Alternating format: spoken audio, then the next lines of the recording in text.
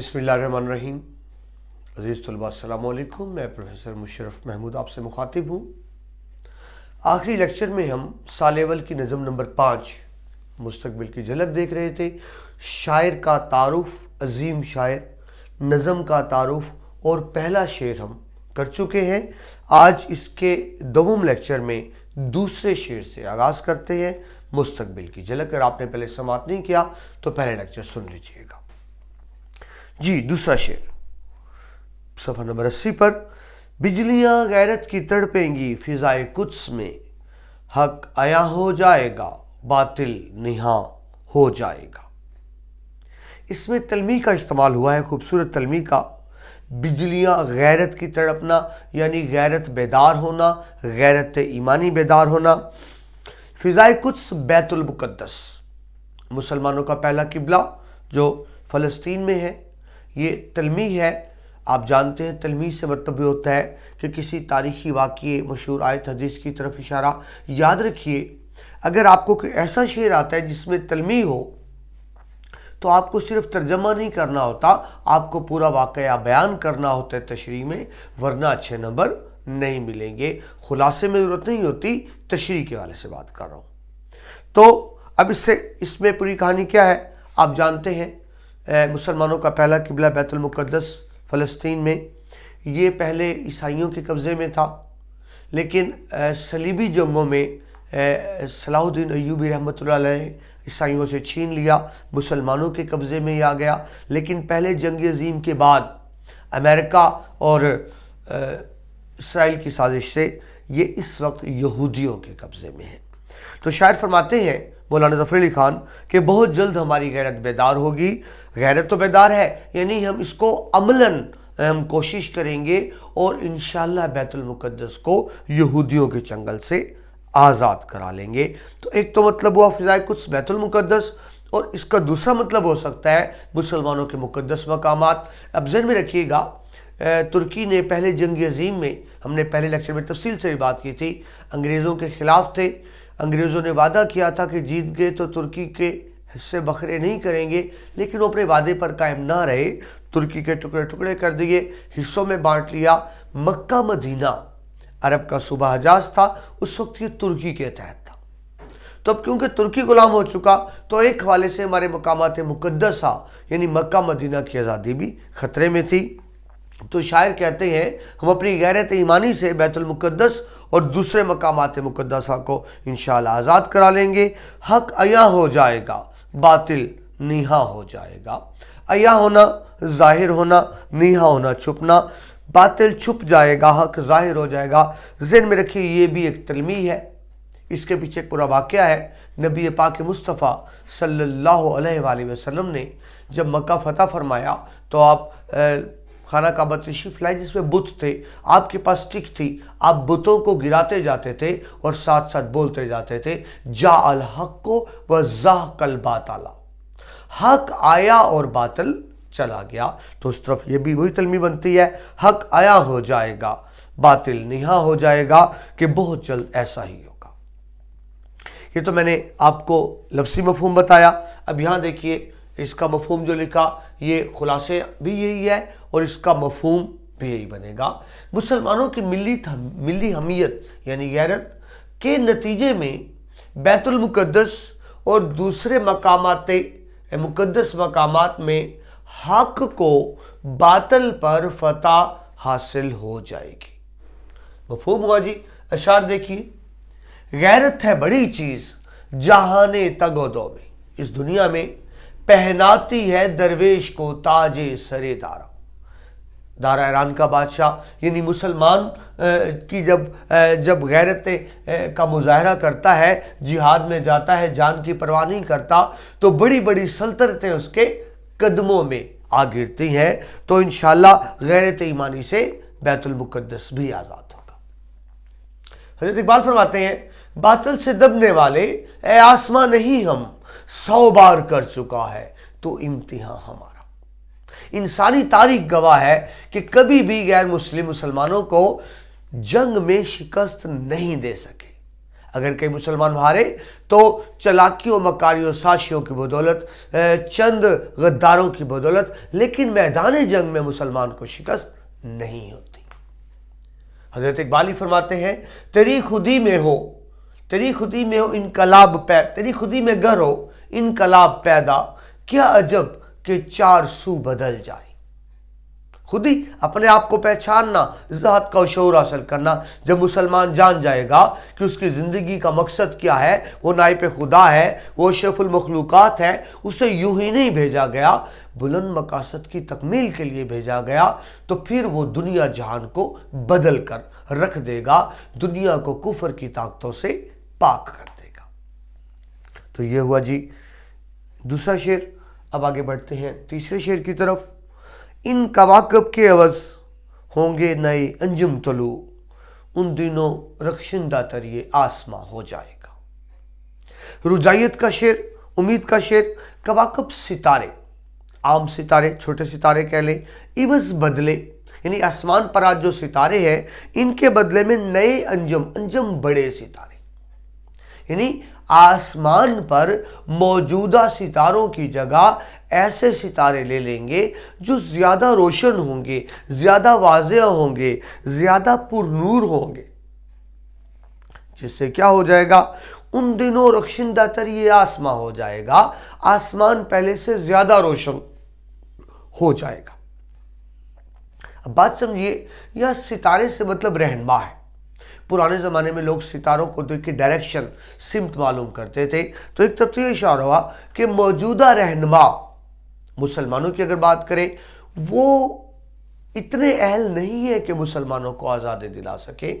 جلد ایسے رہنما سامنے آئیں گے جو اس قابل ہوں گے کہ قوم کو آزاد دلا سکے، تو انشاءاللہ بہت جلد قوم آزاد ہو جائے گی۔ اور ذہن میں رکھیے ایسا ہی ہوا۔ جب حضرت علامہ اقبال اور حضرت قائد اعظم کو قیادت ملی تو انہوں نے مسلمانوں کو آزاد کرا دیا اور دنیا کی سب سے بڑی اسلامی ریاست قائم ہوئی، اور مولانا ظفر علی خان نے اپنی آنکھوں کے سامنے اپنے اس خواب کی تعبیر دیکھی۔ اس کو آپ یوں بھی کہہ سکتے ہیں کہ رہنما، سیاسی رہنما طاقتیں، اس وقت انگریزوں کی حکومت تھی، انگریز حکومت میں تھے، ہندو اکثریت میں تھے، ہم اقلیت تھے، تو یہ بھی سمجھا جا سکتا ہے کہ ان کی جگہ پہ، غیر ملکی سامراج کی جگہ پہ بہت جلد ہمیں آزادی مل جائے گی اور ہمارے اپنے رہنما ہوں گے۔ لفظی ترجمہ تھا جی، مفہوم دیکھیے تیسرے شعر کا۔ پرانے ستاروں کی جگہ نئے ستارے لے لیں گے جن سے آسمان کی چمک دمک میں اضافہ ہو جائے گا، یعنی مستقبل روشن تر ہوگا۔ رجائیت پر مبنی شعر، شاعر کو یقین ہے رجائیت کے بہت جلد ایسا ہو جائے گا۔ حوالے کے اشعار دیکھیں۔ مسلمانوں کو مسلمہ کر دیا طوفان یورپ نے، تلاطم ہائے دریا ہی سے ہے گوہر کی سیرابی۔ گوہر کب بنتا ہے؟ جب تلاطم آتا ہے، یعنی مشکلات سے ہی انسان سنور کے نکھر کے نکلتا ہے۔ تو یورپ نے ایسے ظلم و ستم کیے کہ مسلمانوں کو مسلمان کر دیا، یعنی اب وہ اٹھ کھڑے ہوئے ہیں، اور جب وہ اٹھ کھڑے ہوئے ہیں تو اب ان کو کوئی روک نہیں سکتا، وہ آزادی حاصل کر کے ہی دم لیں گے۔ آسماں ہوگا سحر کے نور سے آئینہ پوش، اور ظلمت رات کی سیما بپا ہو جائے گی۔ بہت جلد آئے گا، ظلم کی رات ختم ہو جائے گی اور صبح کی روشنی طلوع ہو جائے گی۔ رجائیت پہ مبنی شعر۔ ایک اور شاعر یوں کہتے ہیں، سنسناتے ہیں اندھیرے تو لرزتے کیوں ہو، ہر نئی صبح کی تخلیق یوں ہی ہوتی ہے، یعنی شاید نا امید نہیں ہے، ان کو یقین ہے کہ بہت جلد ہمیں آزادی کی نعمت مل جائے گی۔ حضرت اقبال اس کو یوں بھی بیان کرتے ہیں، نہیں ہے نا امید اقبال اپنی کشت ویراں سے ویران زمین، نہیں ہے نا امید اقبال اپنی کشت ویراں سے، ذرا نم ہو تو یہ مٹی بڑی زرخیز ہے ساقی، کہ جب اس کو لیڈرشپ ملے گی، اہل قیادت ملے گی، تو یہ قوم کچھ کر گزرے گی، اور ان حضرت مولانا ظفر علی خان کا کہنا درست ثابت ہوا کہ جب اہل قیادت آئی تو ہم نے دنیا کا سب سے بڑا کارنامہ کر دکھایا۔ شعر نمبر 4 کی طرف بڑھیں جی۔ پھر نئے محمود ہوں گے حامی دین متین، بچہ بچہ غیرت اہل پر صلاح ہو جائے گا۔ اس میں پھر تلمیحات کا استعمال ہو گیا۔ محمود سلطان محمود غزنوی، آپ جانتے ہیں غزنی سے تعلق تھا، ہندوستان پہ مسلسل حملے کیے، 17 حملے کرنے کے بعد فتح کیا۔ ایک مشہور واقعہ سومناتھ کا مندر تھا، اس کو گرانے گئے تو ہندو پجاریوں نے منت کی کہ یہ ہمارے بھگوان ہیں، ہمارے بھگوان ہم سے ناراض ہو جائیں گے، آپ ان کو نہ گرائیے اور ان کو تول لیجئے، ان کے وزن کے بدلے سونا چاندی جواہرات لے لیجئے۔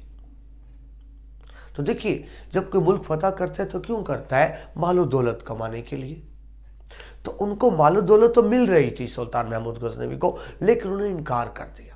انہوں نے کہا میں بت شکن ہوں، بت فروش نہیں۔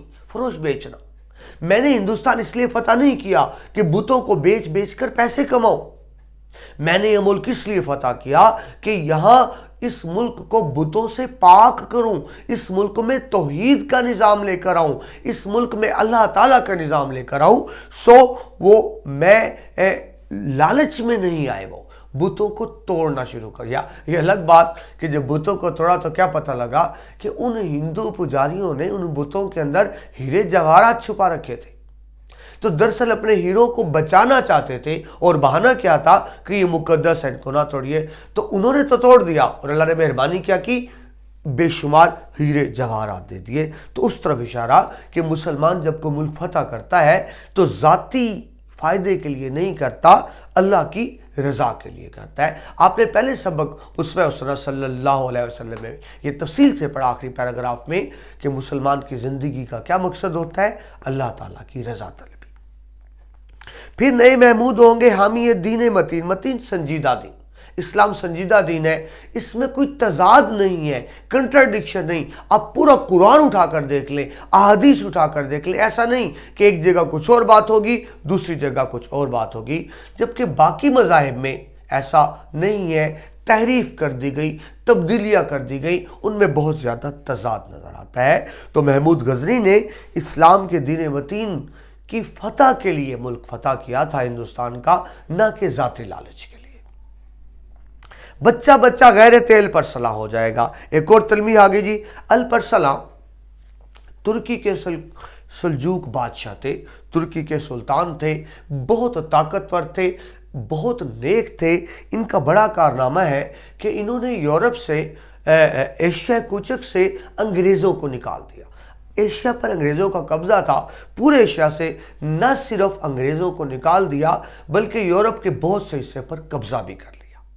مقصد وہی تھا جو آپ سے عرض کی، بات یہ نہیں تھی کہ میں ملک کو فتح کر کے یہاں سے دولت حاصل کروں گا، اقتدار حاصل کروں گا۔ خواہش یہ تھی کہ زمین بت پرستی سے پاک ہو، شرک سے پاک ہو، عقیدہ تثلیث سے پاک ہو اور اللہ کا نظام نافذ ہو۔ تو دونوں تلمیحات آئی ہیں سلطان محمود غزنوی اور الپرسلام۔ مفہوم دیکھیے، مستقبل قریب میں دین حق کی حفاظت کے لیے سلطان محمود غزنوی اور الپرسلام جیسے بہادر رہنما اسلام کے مددگار بنے گے۔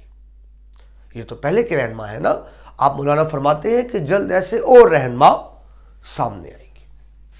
حضرت اقبال کی خوبصورت اشعار، یہ غازی یہ تیرے پراسرار بندے جنہیں تو نے بخشا ہے ذوق خدائی۔ اللہ کے نیک بندے پھیل جاتے ہیں، فتوحات کرتے ہیں، علاقے فتح کرتے ہیں، کوئی رکاوٹ نہیں بن سکتا، ذات کے لیے نہیں، اللہ کی رضا کے لیے۔ یہ غازی یہ تیرے پراسرار بندے جنہیں تو نے بخشا ہے ذوق خدائی، دونیم ان کی ٹھوکر سے صحراؤ دریا، سمٹ کر پہاڑ ان کی ہیبت سے رائی۔ شہادت ہے مقصود مطلوب مومن، نہ مال غنیمت نہ کشور کشائی۔ وہ ملک اس لیے فتح نہیں کرتا مسلمان کہ مال غنیمت حاصل ہو، وہ اس لیے فتح کرتا ہے کہ میرا رب مجھ سے راضی ہو جائے۔ 5ویں شعر کی طرف بڑھتے ہیں جی۔ मेरी जैसे होंगे पैदा सैकड़ों अहले सुखन, नुक्ता नुक्ता जिनका आज़ादी की जां हो जाएगा। अहले सुखन शायर ज़हन में रखिए, उस ज़माने में पुराने शायर इश्क की शायरी करते थे, इश्क व मोहब्बत की बात करते थे, महबूब के लब व रुखसार की बात करते थे। इसके अलावा उनके पास कोई मौजू ही नहीं था। इसीलिए कुरान पाक में सूरह शुरा में अल्लाह फरमाते हैं कि जो शायर है जहन्नुम का ईंधन है। लेकिन ज़हन में रखिएगा, ये बात सब शायरों के लिए नहीं गई, ये उनके लिए कही गई जिन्होंने फजूल बेहुदा शायरी से खुद भी बर्बाद हुए, मुल्क व कौम को भी बर्बाद किया। लेकिन ज़हन में रखिए, ऐसे शायर भी हैं जिन्होंने उसी शायरी से सोई कौम को जगाने का काम किया, दीन की तबलीग का काम किया, कौम की इस्लाह का काम किया। उन बामकसद शायरों में एक तो बहुत बड़ा नाम खुद मौलाना ज़फ़र अली खान का है जिन्होंने नज़म लिखी, एक बहुत बड़ा नाम हज़रत अल्लामा इकबाल का, मौलाना अल्ताफ़ हुसैन हाली का, और फिर बेशुमार रहनुमा इस तरह के सामने आते हैं। तो वो कह रहे हैं आज मैं अकेला शायर हूं जो आज़ादी की बात कर रहा हूं, बामकसद शायरी कर रहा हूं, लेकिन बहुत जल्द ऐसा होगा कि बहुत से शायर मेरे साथ आ मिलेंगे, वो फजूल लब रुखसार की शायरी की बजाय बामकसद शायरी करेंगे जो सोई कौम को जगाने का काम करेगी। तो मफहूम देखिए, मुस्तकबिल करीब में ऐसे बेशुमार अदीब और शायर सामने आएंगे जिनका एक एक लफ्ज हसूल आज़ादी में मुमदो मुआवन होगा, यानी वो कंट्रीब्यूट करेंगे, किरदार अदा करेंगे, शायरी को इस्लाह कौम का जरिया बनाएंगे, शायरी के जरिए कौम में आज़ादी का जज्बा पैदा करेंगे, शायरी के जरिए उनके दिल में एक वलवला उमंग पैदा करेंगे। तो आज मैं अकेला हूं, बहुत जल्द मेरे साथ और शायर भी शामिल हो जाएंगे। हवाले का शेर देखिए, मैं अकेला ही चला था जानबे मंजिल मगर, लोग मिलते गए और कारवां बनता गया। हजरत अल्लामा इकबाल इसको यूं बयान करते हैं, मैं गुलामों को दिया करता हूं दर्स हुर्रियत, हुर्रियत आज़ादी, मैं गुलामों को दिया करता हूं दर्स हुर्रियत, मेरा मसला है बगावत, बागी कहलाता हूं मैं। ये है शायर का मकाम सोई कौम को जगाने के हवाले से। तो जी 5 शेर मुकम्मल हुए, बाकी 5 शेर अगले लेक्चर में आपसे मुलाकात होती है। इजाज़त दीजिए, अल्लाह।